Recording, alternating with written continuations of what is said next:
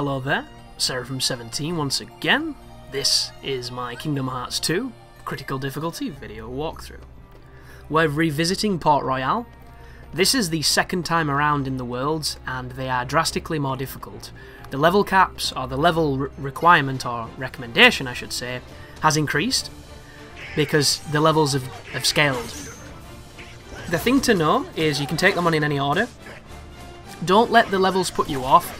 They will be more difficult, but that's not a bad thing, because this game is... if it has any crimes against itself, it's that it's a little bit too easy. And luckily enough, in these versions we have options to make it harder, with critical mode and with the level 1 mode, but as it stands, you can take on some levels earlier, and you'll notice that it's going to be a little bit more tricky. So I came to Port Royal, there's no real reason for it. The boss of this level is actually pretty tough, but it's tough for, I'm not going to say the wrong reason. It's one of those things where, if you've ever played it on the original, there was this really handy technique to make it spill the medallions, and I don't think it works on this version, because when I tried it, it didn't work. And I tried it a few times. I didn't just try it once and assume it was the game's fault, because I'm not DSP. I tried it a few times, couldn't get it to work, then I went online and I watched a speedrunner try it, and he failed as well. And instead, I couldn't really come up with a very good strat, so I just kind of made the fight last a couple minutes longer than I wanted it to. And the frustration of that bummed me out a little bit about the fight, but if you know what you're doing, it's not too bad. One thing you do need to be aware of here is the shadow is going to once again fuck with you, and hitting these enemies and not getting anything doesn't stun them, and they're going to attack through it and they're going to do big damage because it's a little bit higher than we are at this point. However, Blizzard will freeze them. It's incredibly good at stopping them in the tracks. Watch out for the Lance guys. If they do that spin attack, you are dead. Very dangerous. Massive stun lock. You know, PG-13, no minge. But there was the heal to bring back some fellas. Get back in there with the Lance guys and just do the standard Jerry Bruckheimer combat on a pirate ship. Which I read a rumour the other day that they're making another one of these films, and I hate to be a sour heart about the old Pirate of the Caribbean series, but it ended up to be quite shit, I felt. Like, I really thought the first one was fun and interesting and piratey, and that's all the things I wanted from it, because I love me some pirates. I thought the second film had some moments where I didn't quite hate it more than I liked it, so I could put up with it, even though it was beautifully irreverent and arbitrarily elongated due to splitting it into 2 films. But then every film after that has just been nothing but a sequence of disappointments for me, and the concept of them making another one, I suppose I should be optimistic and think, well, maybe they'll do it justice and they'll recreate it right, but for every opportunity they had to do it in the current series, they made it worse and even more stupid and childish and not piratey at all. And of course Jerry Bruckheimer doesn't care, sorry, because he's getting all the fucking money. But this is technically a boss fight. He does have boss life, but because it's kind of identical to what we're going to be doing later, but nowhere near as challenging, I've kept it on as this part. And I'm going to be showing you the limit form here. I believe this is unique to the final mix version of the game, because I do not remember it in the original version at all. And when you go into that drive form, not only does Sora look like he did from the first game, but with a slight fashion amendment, he also has abilities from the first game. He has Ars Arcanum, he has the Strike Raid, and he has that other move which I can never remember the name of, where you do the dashing attack. Strike Zone, I think it's called. It might be something different. But he has a couple of really cool moves that all grant you insane damage output, and some of them give you invincibility, so it's something really useful to bear in mind, and I'm going to be using it a lot. Because when I level up that drive form, it's going to give me the dodge roll, and I haven't used the dodge roll yet, and I'm really excited to see how good it is. Turns out it's pretty good, however, it can be tricky to get used to using it because you've spent so much of the game not, which is kind of one of the beautiful, bittersweet ironies of it. But seeing as how only really the hardcore people and the Kingdom Hearts people are watching this guide, and I say hardcore people, I'm getting a lot of comments from people saying that they don't really care what game it is, they're just watching and listening because they like the channel and they like listening to the commentaries, and they're pretty much the demographic that I have, because the channel is always meant to have, you know, diverse content on it, because I don't want to be shackled in at one game, and you see it a lot. You see a lot of channels that get a lot of success covering one title, and then that's all they can ever really do, because when they branch away nobody watches, and I think it's the easier path to pick that, as much as it probably still has its challenges. But I've never wanted to be restricted by a single title, and as hard as it is, you know, not getting that immediate success, even though, you know, if I did something along the lines of Dark Souls PvP constantly, then I know I'd be able to get considerably higher views, but I've always said, even from the beginning, I was going to do the things I wanted to do and that I enjoyed to do, and never force it, because the whole point of this for me has been to share my passion. And it's not really sharing a passion if you're doing something you don't want to do. That's kind of like sharing a toilet session. At the end of it, it's just you sharing shit, and nobody wants to see or listen to that. But do you see the damage there? This is what we're dealing with. Very dangerous when you come here first, but very doable too. And you can skip all of this, so you don't even feel compelled to do the fighting. I just kind of do, because I really like Kingdom Hearts. I think it's fun. I have high aspirations for Kingdom Hearts 3. I want the combat to be complex. I want it to be fluid and responsive and deep. I want them to take the formula that they had in Birth by Sleep, and I want them to sharpen it and make it even crispier and crunchier and awesome. And I think they could make a fantastic game. I just don't think they will, because I'm cynical sometimes. And if I've learned anything from Final Fantasy 13, it's to expect disappointment. But as I was saying, this is kind of the walkthrough at this moment in time that only the highest echelon of people are watching and listening to, so it's probably a decent place to share some channel information outside of the channel updates, which there is one coming. I've been meaning to do one. I'm just incredibly busy at this moment in time. I've made over 200 videos in December. Can you believe that? It's pretty crazy. And the problem is, when you make videos, is you then have to go back and talk over them.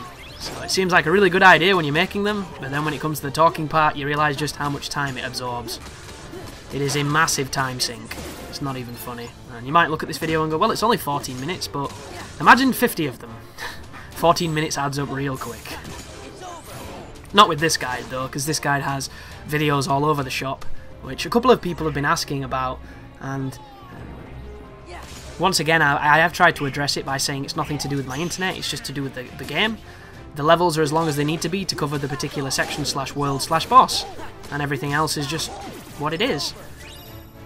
Anybody looking at the other projects will know that it's not something I always do, it's just something for this one. I did it for the first game, and I'm going to do it for this one, because it's the way I wanted to cover it. And it's the way that I've always kind of covered games, just not so much recently, because there's not been that many bosses, I don't know if you've noticed. And that's one of the things I noticed first about Sunset Overdrive when I was playing that. When the bosses do turn up, they're generally quite interesting and different, but for the most, there's none. And that's a game that could have had really interesting bosses, because essentially it's Tony Hawk with guns. They could have had so many environmental puzzles and awesome things, and they just didn't kind of do it, which was a little bit surprising. Ooh, this is something worth knowing. You have to kill these to get the medallion. Once you get all 4, you can then progress forward. In these areas with this creature, the enemies killed me a few times, so be very careful if you're coming here when I did. Because those guns hurt a lot, and if you get clipped by a couple in rapid succession, you're going to feel it. That was some Orichalcum, which is one of the best resources in the game. You're going to need that if you want to get the ultimate weapon, or Ultima Weapon, I think it might be called. Also, you're going to see some editing tricks here, and I say editing tricks loosely. You're going to watch me going to a door, and then when the screen transition fissions? What is this, a bomb? Sorry. When the screen transition finishes, you're going to see me come back out the way I went in. And it's just to save you some time, folks, when I was going to check on things. Kingdom Hearts is one of those games where it can be very confusing to tell if it's the area you've been in or the area you've come from in an area you've been before, and especially when it's an area like this where you have to go back through areas you've been to find this guy. So I was checking all sorts of places, and occasionally it would take me back to the ship, and that's the stuff that I've trimmed out for you. But channel-wise, Kingdom Hearts is going to be featuring for quite some time, because there's still this, there's still Terra's campaign in Birth by Sleep, and there's still Aqua's campaign. Admittedly, those two walkthroughs are probably going to be about 10 videos long, because I get to trim out all the bullshit, unlike the Ventus one, and it enables me to make them shorter.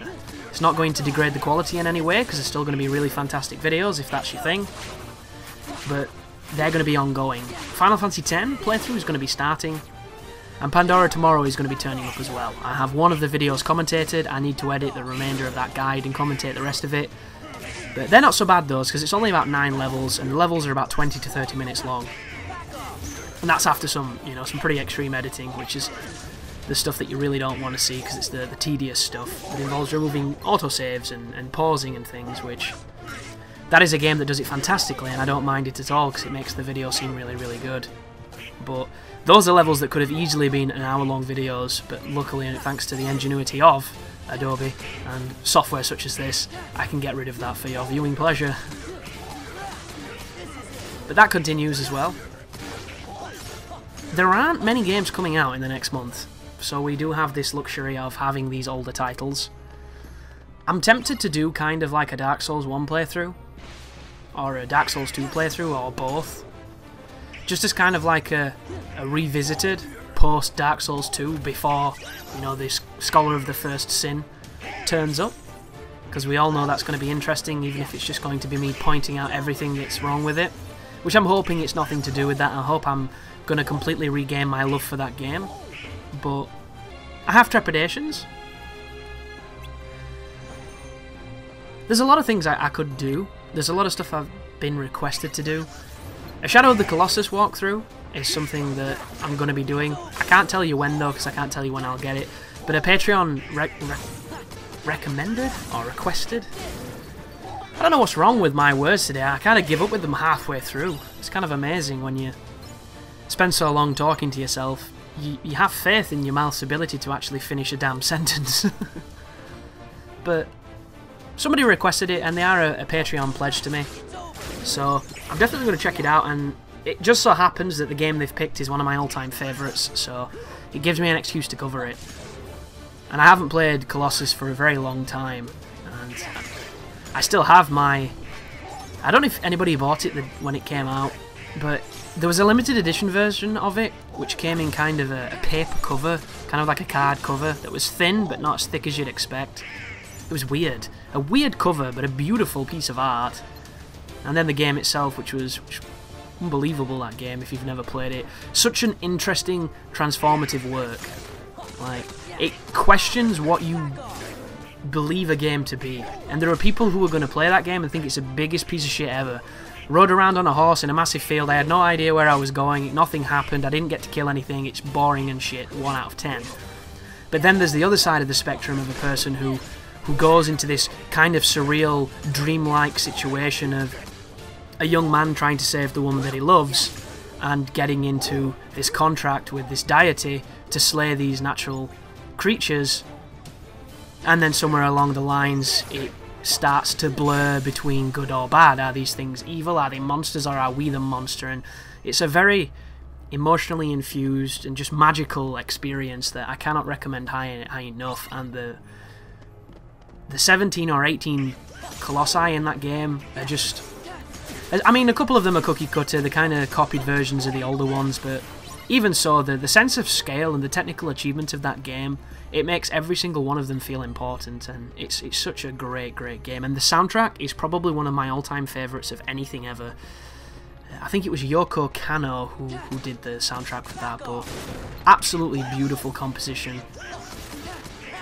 I can't even recommend it enough. But then, it's the same with that game, it's a magical, magical game. And there is a high-definition remake of it, along with Ico, which I own Ico, and I played it for a couple of hours, but I didn't get into it like I did Colossi. I always meant to go back as well, so maybe it's an opportunity to do that, but I think my biggest problem with that title is it's one long Protect mission, and I fucking hate Protect missions. There's just nothing good about them, except maybe in that game, and even then it's pushing the nerve of what I enjoy. But I'm definitely going to cover that once it gets sent to me on the rental service, but that could be next year, because that's literally how this rental service works. They do not send you anything you want. It's hilarious, and I don't know why I still use them. I think it's just this naivety that's within me that they're eventually going to send me what I want, but they don't. And you might be thinking, well, only put on the list what you want, and they recommend that you have a certain amount of them so it works more fluidly. And I tried only having one thing on my list, and it took them weeks to send it me, and this is a service that you're paying for. And they do mention that if nothing's been sent to you, that they'll kind of reimburse you in some way, but I always feel like you're probably losing out on that, because in this world, very little things are ever free, and if somebody's taking your money, they're probably going to take as much as they can, because that's kind of how it works. But thank you very much for watching. Hopefully you're still enjoying this project. There's still plenty more of it, and other Kingdom Hearts features yet to begin, along with some sprinkles of Splinter Cell and a healthy dose of Final Fantasy. So look forward to it, folks. Leave your thoughts on what you'd like to see, what you think is going to be awesome in the things that you're going to see, and as always, you take care now.